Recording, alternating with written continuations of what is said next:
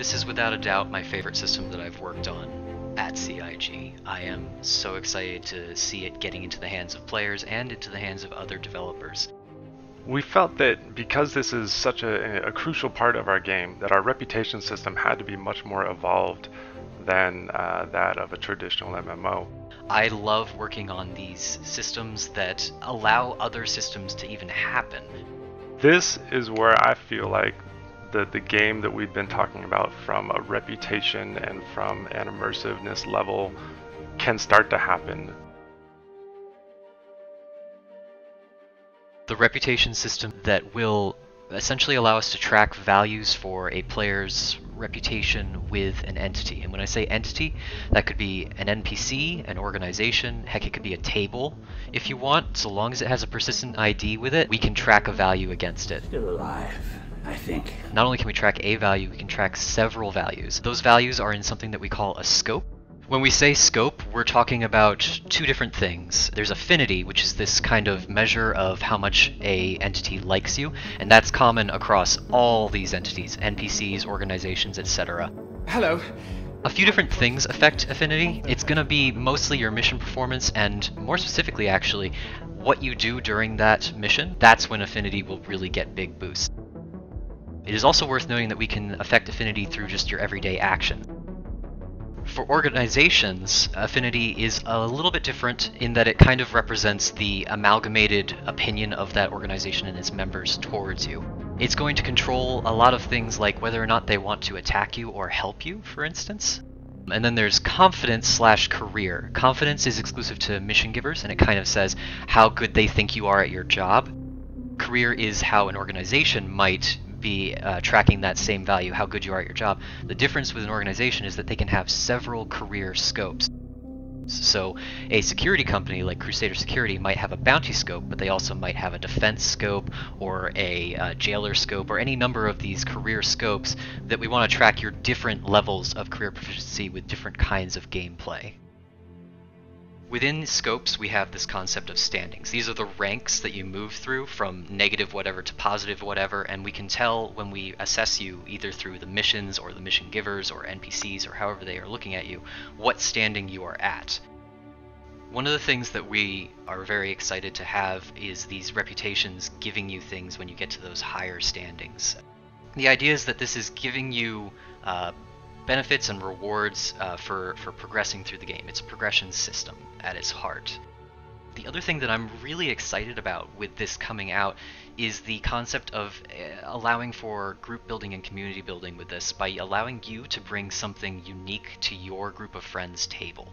You might have a reputation with a certain organization at a high level that your other friends don't, and you've maybe done a little bit of extra work to maintain that, get that up there, etc. And as a result, you're able to bring in something cool like a mission that normally they wouldn't be able to do. Plus, everybody likes bragging rights. We all know that you're going to be putting up screenshots on the subreddit or whatever saying, look at all these reputations I have at max, look at what I'm able to maintain, all that. We're darn excited about how that's going to play out potentially.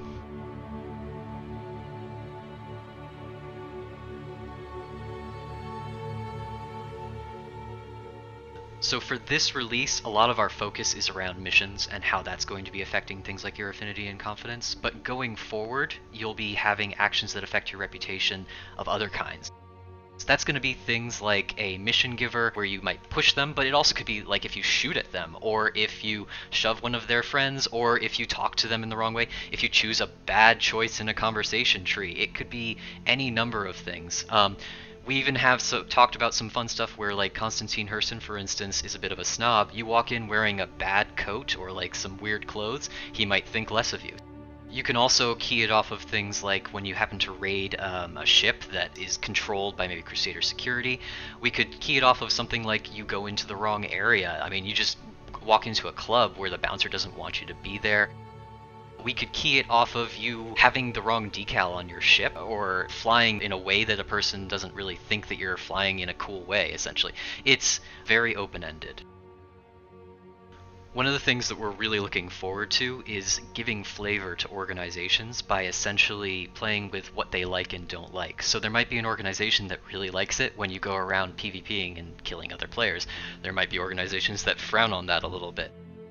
There might be organizations that really, really like it when you do piracy or smuggling or illegal acts, and there might also be some that aren't so okay with that. And that feel is going to allow us to bring a lot of the lore that up until now has existed on a website into the game so that you guys can actually experience it and get to know these people in the universe. And all that brings me to the topic of drift. Drift is the concept that over time your reputation might move up or down based on the mission giver or organization essentially moving towards neutral with you. Now, before you all get your torches and pitchforks out, the concept here isn't to enforce a horrifying grind or anything like that. We do want to reward you for gameplay that you already want to do on your own. But we do want to make sure also that these very high ends of reputation are things that take effort to get to and maintain.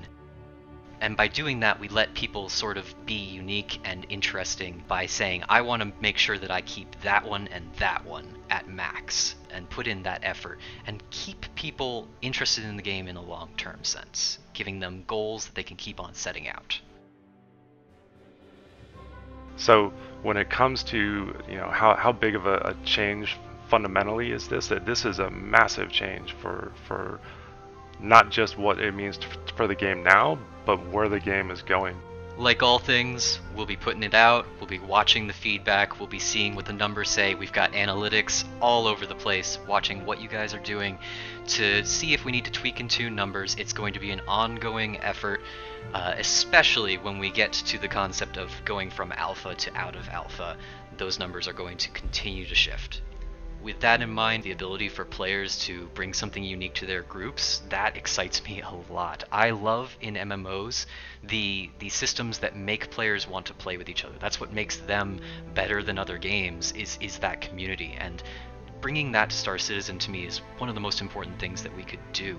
Making sure that it builds a strong community, that's what's going to bring people back to Star Citizen over and over and over.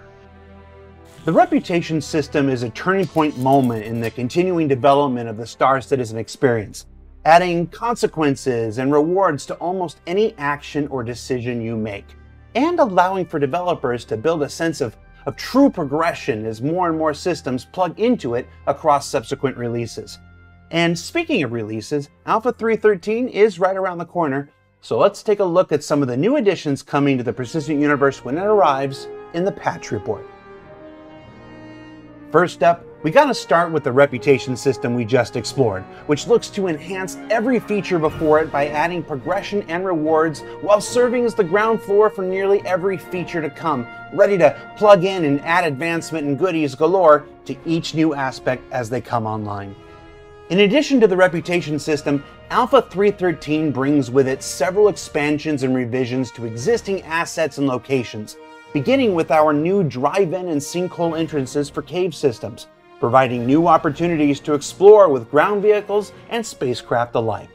New asteroids created with our refined process for more variety and less potatoey, and the same great danger of crashing into.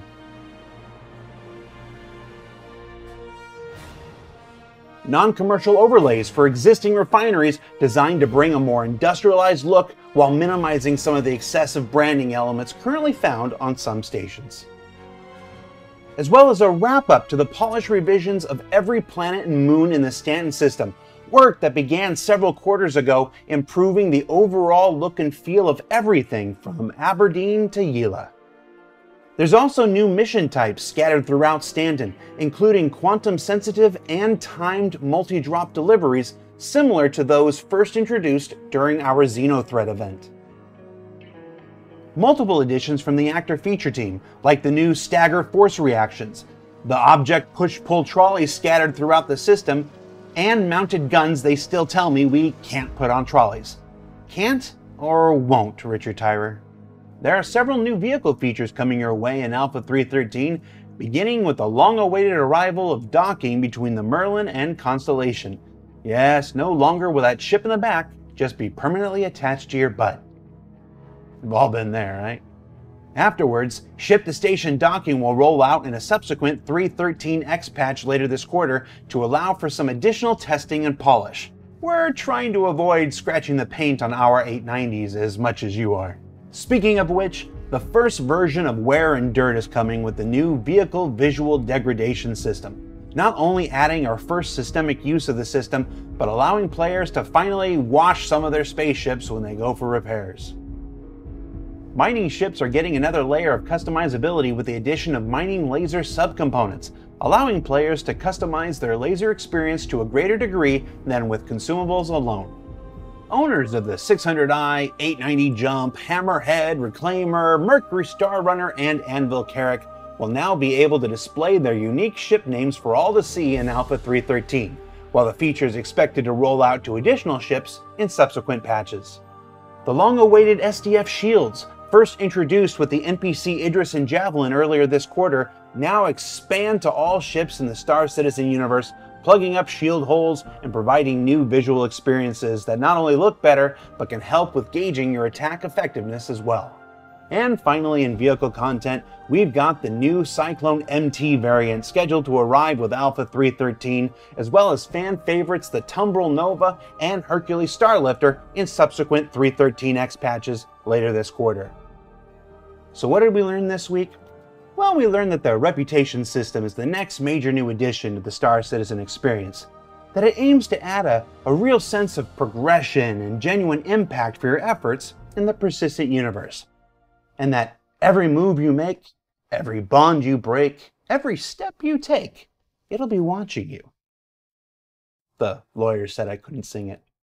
Keep an eye out for Alpha 3.13 progress to find out when it moves from PTU to the live environment, as well as a new merchandise promotion that's starting soon, so save up for that.